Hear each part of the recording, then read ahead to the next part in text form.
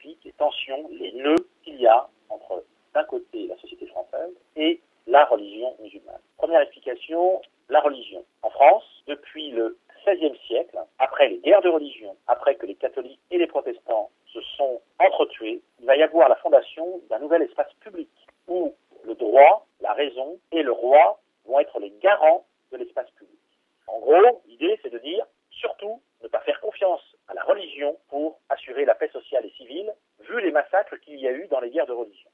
L'espace public français est marqué génétiquement, historiquement, par les guerres de religion. Et donc, toute expression, toute visibilité d'une religion, quelle qu'elle soit, pose problème. Ça explique le fait que quand les Français entendent parler de religion dans l'espace public, mais surtout quand ils voient visibles, les expressions visibles de la religion, ils sont méfiants. Mais il y a un deuxième problème par rapport à la religion musulmane, c'est qu'elle est apparue récemment en France, et depuis cette installation définitive d'une population française de confession musulmane, il y a des problèmes. Mais les problèmes ne sont pas religieux, les problèmes sont identitaires.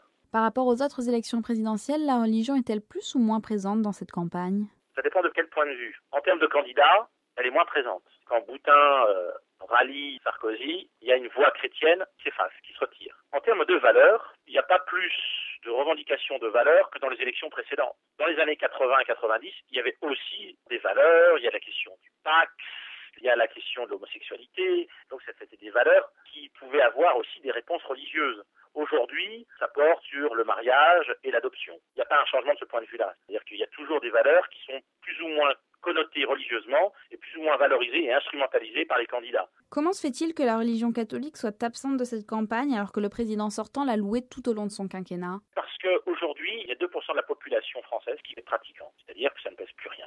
Aujourd'hui, il y a 80 prêtres qui sont ordonnés par an. Après la Seconde Guerre mondiale, ils sont 1000 par an. Aujourd'hui, la religion catholique, elle a une influence morale, éthique, importante, mais elle ne concerne qu'une faible partie de la population sur le plan de la pratique. Les cadres de l'Église catholique sont de moins en moins nombreux, et aujourd'hui, y compris les individus catholiques, élaborent leur construction religieuse en dehors de l'institution. Ils font ce qu'on appelle une religion à la carte. Ils font du hors-piste.